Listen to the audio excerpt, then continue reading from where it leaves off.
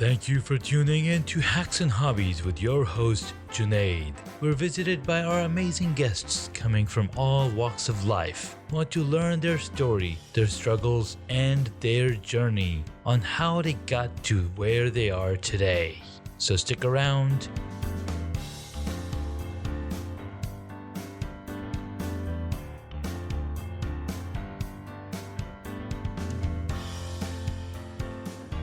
In this episode, we get to speak with Scott Aaron. He's an internationally acclaimed and award-winning online marketer, best-selling author, top podcaster, and speaker. He was considered by many as the go-to specialist when it comes to converting traffic, establishing connections, building personal brands, and creating residual income using LinkedIn. He's also learned the value of taking care of one's body and, more importantly, the mindset and loving each day with the utmost happiness. He wakes up each day with a growing passion for spreading his mission and love for teaching others how to create a human connection, build their brand, and grow their wealth through LinkedIn. Let's listen in to this episode and learn more about Scott Aaron. Scott, thank you so much for coming on to the podcast. Absolutely, grateful to be here, and I loved what we were just talking about in the pre-show, and looking forward to diving in during the real episode. Awesome, man. Yeah, we had some really cool conversation in the green room. I got to learn a little bit. That word is very hard to say. Yeah. Little bit about you, and so let's dive into it. Scott, how did you get into becoming a motivational speaker, motivational coach, or is it motivational at all, or what is it that you do, and how did it all start? What's your journey? I think it's a combination of motivation, inspiration, belief, but more taking action. I think that's I would call myself a taking action coach, because that's the cure-all for feeling stuck.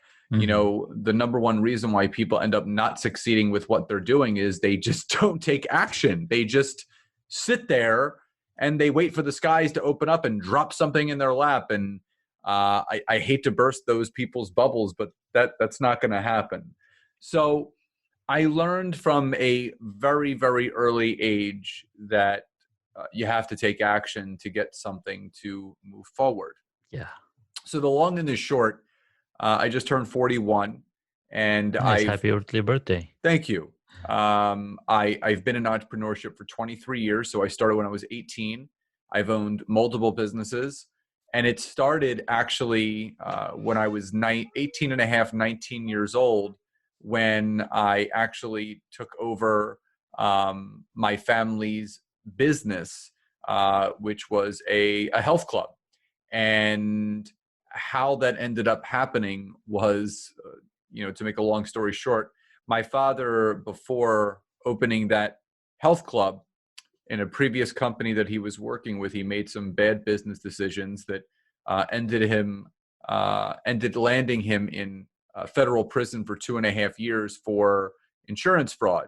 And basically the gym was then put into my lap, and my dad said, listen, you got to support your mother and your sister while I'm away, and you're going to need to do this. So I was going to college full time. I was at university in downtown Philadelphia at Temple University, while running the gym full time as a teenager. And I had to learn probably the best way possible about how to be an entrepreneur, which is thrown right into it, where you kind of just have to figure things out along the way. The gym became wildly successful, and we opened up a second location about a year after my father came back home. And then we ended up selling both of the gyms for $1 million in 2003. I had a successful personal training and sports nutrition business by then, so I just focused on them.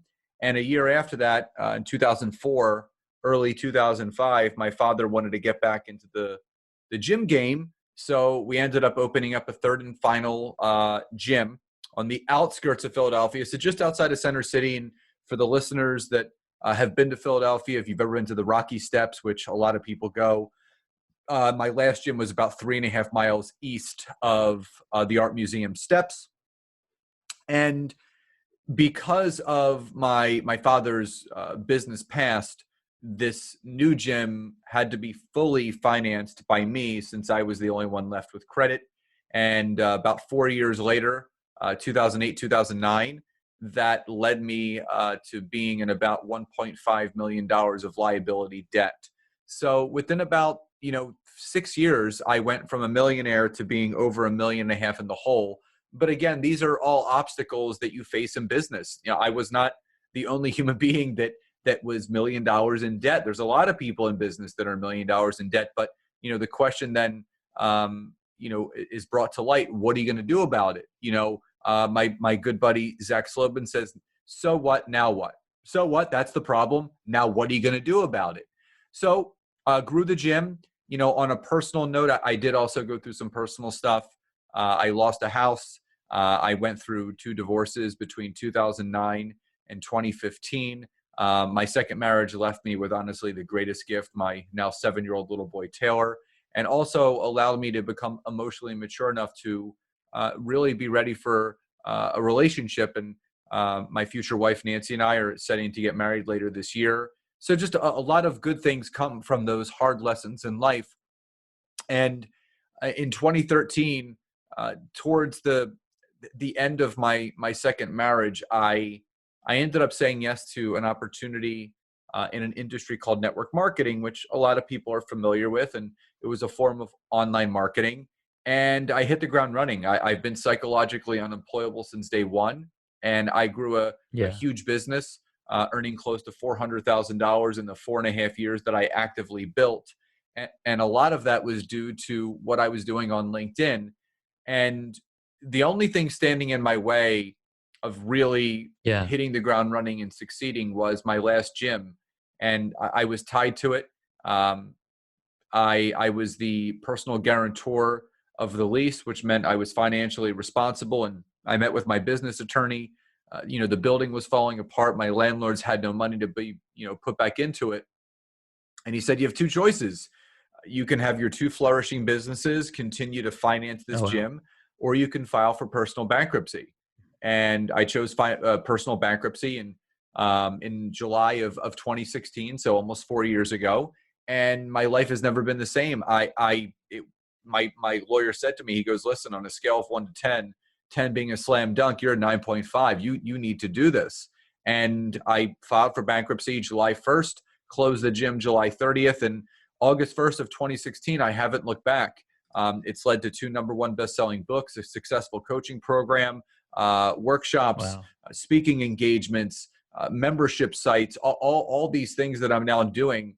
I am able to focus on because of me getting rid of the things that didn't serve me. And that was, the gyms were my father's dream, and he still personal trains. He's still doing his thing. But that I made the best of the situation that I was brought into. And that's my simple message to people is that, continue to lean into what you actually want to do, turn your passion into profit. And what I did with LinkedIn is I started helping people just for free, just friends of mine, with what I was doing on the platform and how I was growing my business. And a friend of mine reached back out to me about 2 weeks after I showed him how to do some things. And he goes, "Dude, you got something here." Mhm. He goes, "I have 14 appointments booked this week." He goes, your system really works. And at that point, it was like that light bulb moment. All right, let me lock all doors and windows. I've been able to get it copyrighted, trademarked, patented, licensed, and it produces dramatic results for people that truly follow it. And that's the big mission I'm on, is teaching individuals how to create human connection on the crowded platforms of social media that are out there, but showing them that the many benefits that LinkedIn has for people's businesses. Wow, dude, that is fantastic. That is really, really inspiring because you went through all those adversities, you went through all of that pain, and what's really interesting is, you were able to grow through the pain. Mm. I like how you said grow through the. Yeah, everyone says, "Oh, you have to go through it." No, No, you don't go through it. You grow through it. You become better on the other end. I know it. I know it for a absolutely. fact now. Absolutely.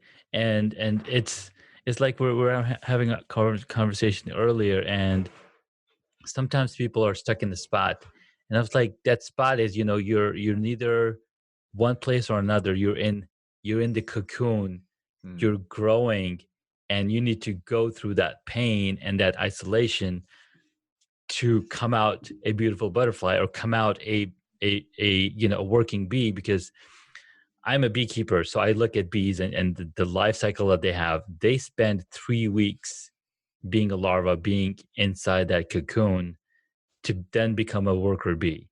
And then they have a very active, very phased life, where they go from the one stage of taking care of other bees, to then taking care of all the different things that they have to do. Not So it's really amazing to see, you grow through the pain. Because, and if you look at our bodies, um we have dead cells, right? Our skin sheds are, the only way we're able to grow is because we are human beings, and we are constantly changing.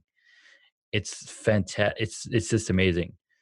And I love the story. You went through all of that, and the brain is such a powerful device. And every day we have 1,700 new brain cells that are born. And these brain cells, if they are not employed the correct way, they die in a week. But the way to employ them is by keep learning, and by keep putting new stuff in your head. And when you do that, your brain grows, and it becomes even more powerful. And I think that's one of the reasons why they have 16-week or 12-week courses in school. Because you're learning that same subject over and over and over. It's going to become rotation. It's going to become second nature to you. mm. Yeah, it's you said something interesting, and um, it's about not only performing the repetition, but it's also getting yourself into a routine. And when you go through something, whether it's traumatic or not, there's a lesson to be learned in all of that. And the simple message that I always have for people is that your failures open the doors to your successes. Everyone's looking to succeed right now. Everybody wants to be successful, but they don't want to fail. Nobody wants to fail. Well, how the hell are you going to get to success if you're not willing to fail first? Like, Exactly. you read all the stories about how, like, all these great inventors and all these great entrepreneurs had to fail thousands of times until they hit it. And it's honestly, it's about never giving up. I mean, I tell people the only way that you fail is if you quit. And most people end up not achieving what they want to achieve because they're standing in their own way. Hmm. The 6 inches between our ears, that area That's will it. it's either going to hurt you or help you. Your thoughts, your thoughts become everything. Your thoughts become ideas. Your ideas become businesses. Your business become what they are right now. Yeah. And if those thoughts aren't helping you, they're not serving you. They're just a made up story, and you just need to let them go. Yeah. And a lot of people are replaying these tapes that just do not do anything to benefit their life, their relationships, their business, their impact, their influence, all of those things. And when you start to realize that you just got to start making small little changes every single day that create that compounded effect, life starts to look a lot different. Absolutely. You're absolutely right.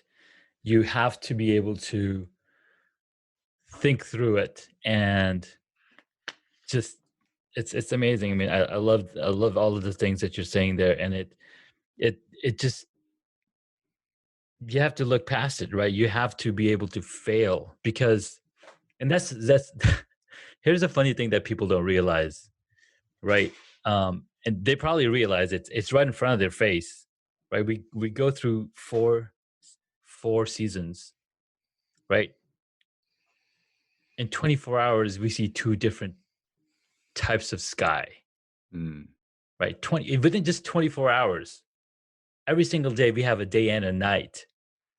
that's changed. Like nature, everything around us tells us you got to have a night before you enjoy the day. You can't just have daylight all the time, because if success is daylight, you need those failures like nighttime.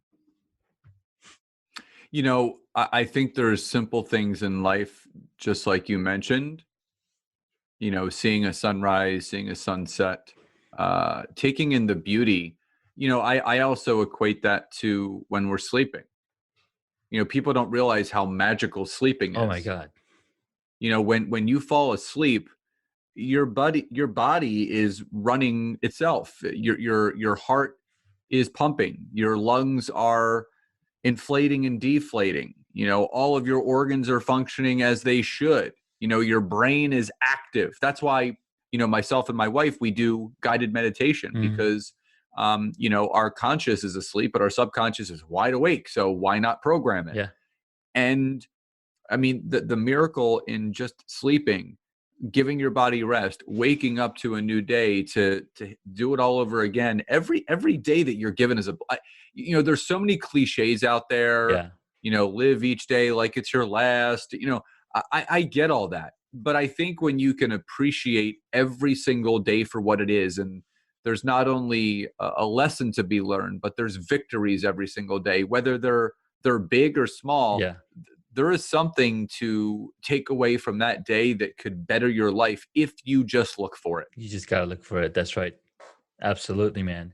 And when you mentioned that, the sleep, the importance of sleep, there was a study done by, or there was a study basically, this brain scientist, and this was, I heard this on, what's his name?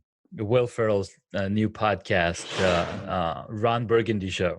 Hmm. So he talks about how when we go to sleep, our brain shrinks to 60% of its size, Mm. and it excretes all these toxins out, which are then flushed down through your spinal cord to your bladder.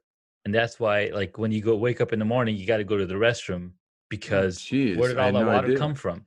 And that's why they recommend, drink a glass of water before you go to sleep, so your body has enough liquids to, to give you a brainwash. That's interesting. Yeah. I was like, I, what? well, and there was also something that I read, and you know, this is something that people don't realize. And the question that they asked was, do you know what the one thing that every human being can do continuously that burns the most calories over time? Yeah. And it's sleeping. Yep. It's the what people don't realize, you're burning. I mean, why do you think you wake up and you're like a pound to a pound and a half lighter Mm-hmm. the night before? Your body's metabolism is speeding up. It still has to. You're not moving, Yep. but your body is working on the inside, and Yeah. that's burning calories. And Absolutely. it's the one thing that your body can consistently do over time that will burn the most calories over time. That's fantastic. I love that.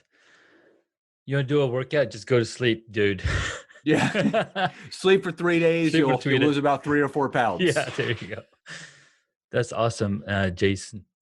Jason, who's Jason? Hey, Jason. Scott, I've got text messages coming out, and I need to block that out. But Scott, that was really powerful. Listening to your journey and how you went through those adversity, making the decision to, file that bankruptcy. I mean, that's the big one. That's the Yeah. huge one, because, and it makes sense for businesses to file bankruptcies. And I'm sure a lot of that happens, but personal bankruptcy, because you don't recover for like 7 years or something, right?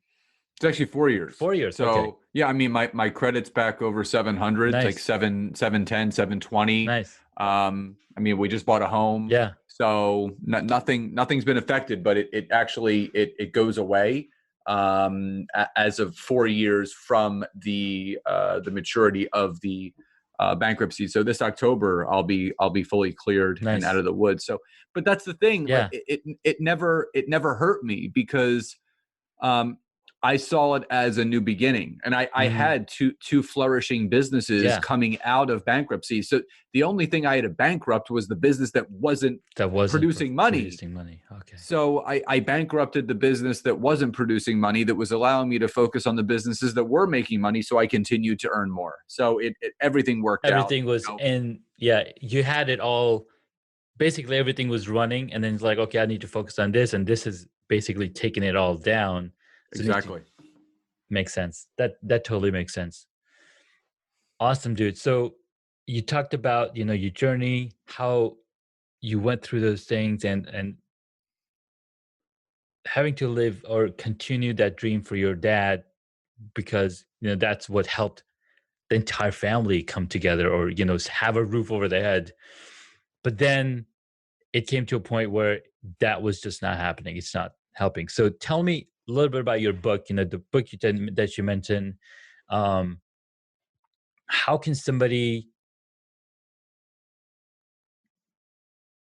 give some key points from the book so people can take away from this episode, and then, go check out your book for more detailed, Yeah, Mm-hmm. absolutely. It got to a turning point where the relationship between myself and my father was just becoming toxic, because I was basically enabling him to behave the way that he was, and we both agreed that it was best if we part ways. So when I asked him to leave and train somewhere else, he did, and then that's when I made the decision to then start the process of closing the gym. But also, when I was really leveraging LinkedIn, just like a personal training routine or a nutrition program that I write for people, I created a system, and I put it into book form.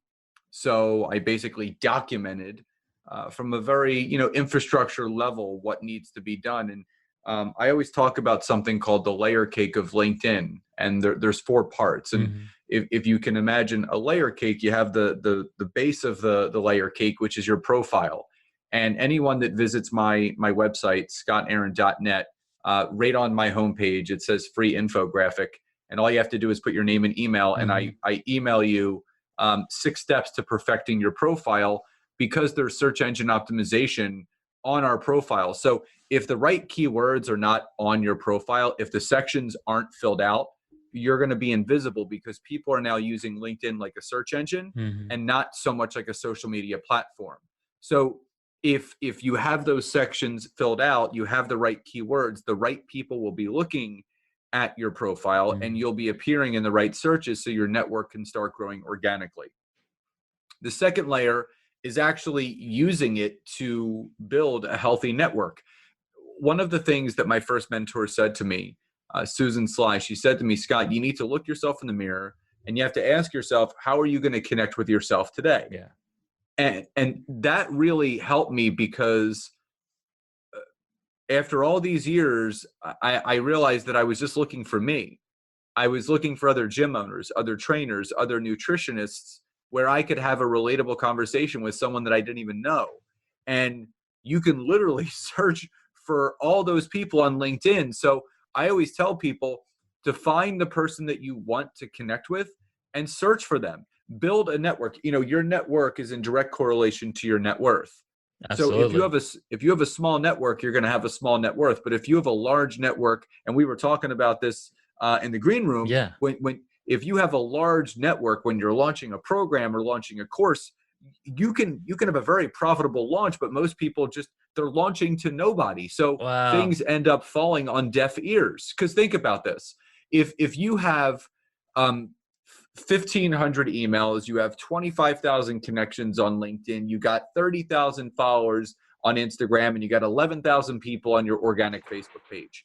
You're looking at close to 80,000 eyeballs that could be a part of what you're doing. Yeah. You launch something, just 10% of those people end up taking action. That's 800 people that have taken action on something that you launch. I mean, how do you think I ended up getting 2 #1 best-selling books? Yeah. Because I had enough people in my network that knowed me, they trusted me, and they liked me to support what I was doing. So Absolutely.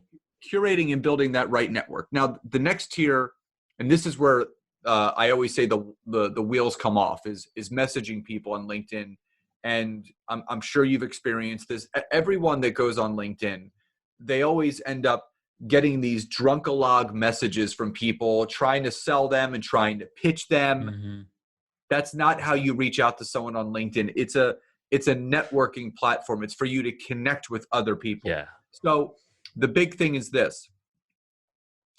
You need to do, I call it the magic formula. It's a 3-step process to actually engaging someone the right way in a message. Number one, you state the person's name. You know, hey, so-and-so, great to be connected to you. The second step is acknowledging the reason why you're reaching out without pitching or selling. You know, I noticed that you also had a business podcast, Mm-hmm. as do I. Would love to hear more about it, share more about mine to see how we can best support each other Yeah. here on LinkedIn.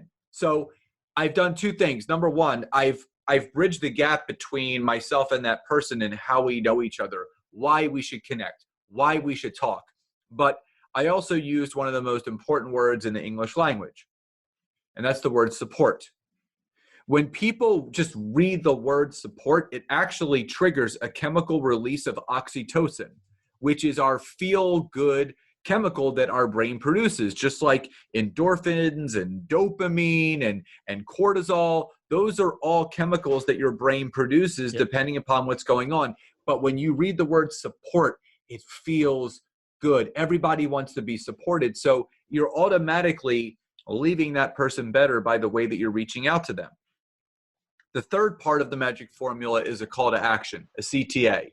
So Yep. if you don't ask when the person's available, you're never going to, I could say, let me know when's best for you to talk. If I don't ask, I'm never going to know. So you have to ASK to GET. You have to ask in order to get. So I basically would finish by saying, do you have any time this week or next week for a call? Mm-hmm. So you state their name, reason for reaching out without pitching or selling, any time for a call. Now, the top part of the layer cake is the most important, and that's providing viable content on LinkedIn.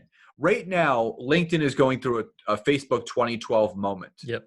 The engagement has never been higher. Reach has never been higher. Visibility has never been higher. I mean, literally, it is insane what's going on. You don't have to pay for it. It's free. Everything that I built with my course is on the free version of LinkedIn, not even premium. I don't believe in paying for people. If there's a free way to use it, I'm going to figure out how to do that. And when you're providing content, there's a couple things you need to do. Number one, you need to produce 1 piece of content a day. That's it. You don't need to post 18 times like people do on other platforms. 1 piece of content a day. It could be a video. It could be an article. It could be just a general post. Now, the second thing is the type of content that you're posting. So you have to make sure that your content does one of 2 things: educates and informs. Your audience is seeking information. Don't post things that you want to talk about. Ooh. Post things that they want to hear. So I'll give you a perfect example. I just uploaded a video to LinkedIn about a half hour ago. And it was simply a message to coaches and consultants and people in financial services. It was just a general message letting them know that now is not the time to clamp down on their wallet. Now is the time to actually invest in your business to get the best ROI with what's going on with this pandemic. So I did this whole 3-minute video, and then I finished with a call to action. And my call to action was this: what are you struggling most with in your business right now? Now, not only is that going to engage them, but when I start to get responses, that's going to give me more content to provide. Hell yeah. Because when people tell me what's going on with their business and what's wrong, then I just need to develop a solution for their problem and then start producing content about it so it brings them closer to me instead of pushing them further away. And that's the mistake that a lot of people make on social media. They only talk about what they want to talk about. But when you start talking about what people actually want to hear, that's when you see your engagement organically go through the roof. And those are the 4 basic layers of LinkedIn. And obviously you can learn that and more in the book. Fantastic. Thank you, Scott. That is really, really powerful. And, you know, when you mentioned the power of the network and how you got to have the network got to have the eyeballs to see what you're presenting. You can't just set up a store in the middle of nowhere. That's why it's all they talk about location. Where are you located? Are you, what kind of network do you have? And great comment, quote about your network. Your net worth is your network. Yep. Your network is in direct correlation to your net worth. Yeah. And when you said, you if you have 80,000 connections, even 1% is 800. And when you mentioned that, and I started thinking about Pat Flynn, they recently launched a Kickstarter project, not recently, but he started talking about the project a year before they even launched it. He's got 135,000 email subscribers, ton on YouTube, Facebook, whatever, right? So he started talking about it before even launching the project. Put the bug in it. And first day they launched the Kickstarter project, it was funded within the first 11 hours. $150,000. Nothing. But you got to have those networks. And then really great points about posting content, one content a day. It could be anything, but you want to be able to educate and inform. Yeah. Because if you just talk about, oh, this is what's going on with my life, this is what blah, blah, blah. Sure, you'll get some engagement in that, but it's not going to be very targeted in what you're trying to do with your business. Yeah. You're going to get the same kind of comments, basically. So if you talk about yourself, you're going to get comments that are related to that. It's not going to convert into if you're selling something. Yeah. What are you going to do to separate yourself from everybody else? Like I tell people, be a salmon in a world of fish. Mm-hmm. Go the other way. Stop following everybody else. Yeah. Walk beside someone instead. You don't have to follow someone to succeed. You can be inspired and motivated by what someone's doing. Exactly. But make it your own. Absolutely. Well, thank you, Scott. That was really powerful. We'll definitely be including links to your book, your website, and where can people get information about you and get connected with you, and where my audience can find the book. At this point, I want to have some real quick questions for you, for my guest. What is one hobby that you wish you got into? Well, actually, it's a hobby that I always wished I got into, that I finally am. I always wanted to learn how to play the guitar. And since the quarantine happened, I have some extra free time at home. And over the last month, I've started to learn how to play the guitar. Nice. That's awesome. I've always wanted to learn how to play the guitar. And every time I tried, my fingers would cramp up. So I was like, maybe I need a reverse guitar where, I pick with my I got the calluses already formed. So like, I'm learning how to play a couple songs now. So it's great. Like, and at 41 to learn something new, it keeps you young, keeps you feeling good. Absolutely. Thank you for sharing. So what did you want to be when you were a child? And I know you started very young into entrepreneurship. Yeah, when I prior to entrepreneurship, I as a kid, growing up, I wanted to be a professional basketball player actually. And I was pretty good. Yeah. I was pretty good. I have a hoop at the end of my driveway. I go out every day and shoot for 15 or 20 minutes, just work on the jump shot still. Nice. But when you're 5'9", white and Jewish, you realize that the NBA might not be in your calling. But I still loved playing recreationally. But I remember I had pictures and posters of NBA players, and I love the NBA. I love basketball. It's such a fun. It's so entertaining. They're just so talented, and I'm actually watching the Michael Jordan documentary. Oh yeah, which is it's phenomenal. My wife, she likes sports, but we both agreed it's probably one of the greatest documentaries that's ever been done, because it goes into the genius of that man. Yeah. And the good, the bad, the ugly, the indifferent. But always wanted to be a professional basketball player. Nice. I like it. Next question. What is your favorite movie or TV show? So favorite TV show growing up was The Wonder Years. Okay. It was something that I watched, with my sister, and my sister and I we would crawl into bed with our parents, and we would watch the show together. So it was like a family thing. Favorite movie of all time? That's a really hard one. Yeah. But I love comedies. I mean, there's so many great movies. I watched Back to the Future is one of my favorite Oh my movies. God, it's I just watched that last night for the first time in a while. But if you were to ask my sister, Uncle Buck was one of my favorite movies. My sister and I loved John Candy growing up, hmm and that's honestly one of his Macaulay Culkin. That was one of his first movies, and that was one of my favorite movies of all time. Nice, nice, awesome. I'll have to check it out because I haven't seen that one. But Oh Back to God, the it's Future, we recently watched it. Yeah, Uncle Buck, great family movie. It's hilarious. hilarious. It's a great movie. Great movie. Because my kids loved the Home Alone movies. So yeah, Yeah. This was actually right before Home Alone. okay, I think Home Alone, I think Uncle Buck came out in like 89 or 90, and okay, I think Home right Alone before came that. out in like 91 or 92 Okay, ish. Yeah. nice. I'll have to check that one out. All right, next question. What movie would you choose if you got to play a character in it? Hmm.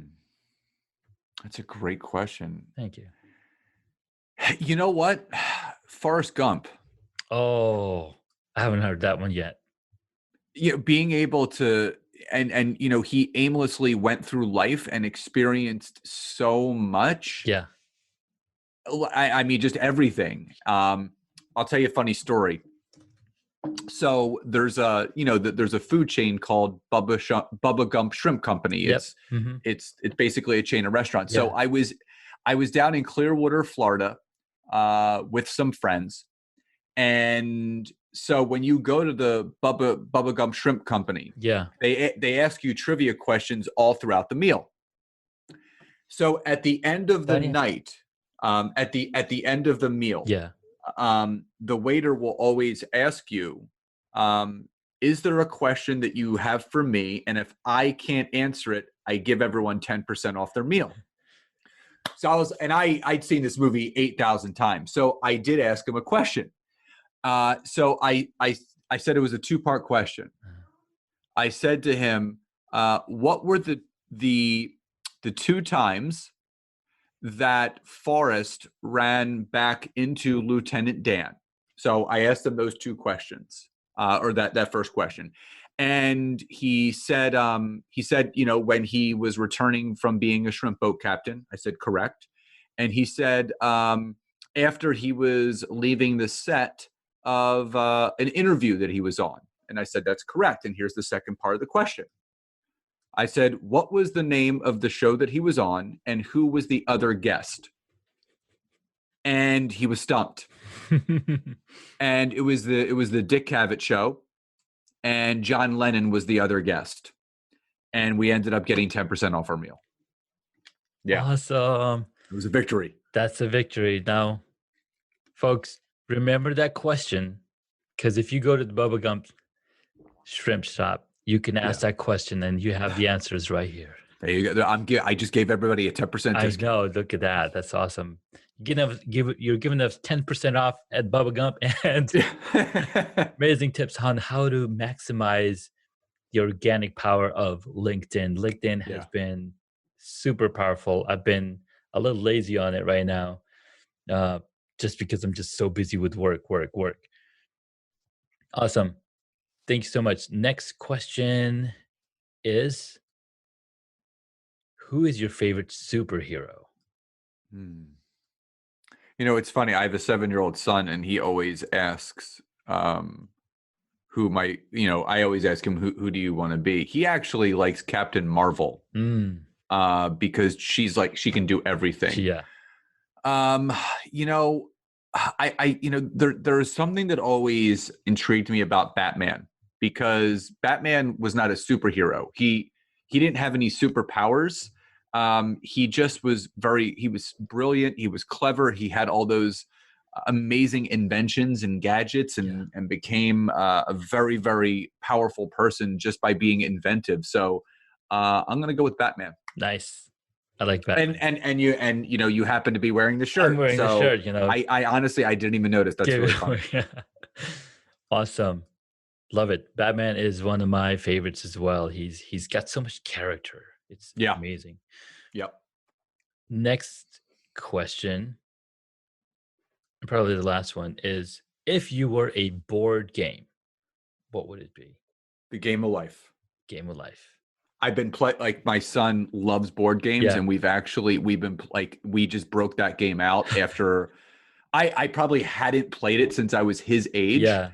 And we love it. And I didn't realize how in depth the game was, where you can buy stocks and you have to take out student loans and all of these things. Wow.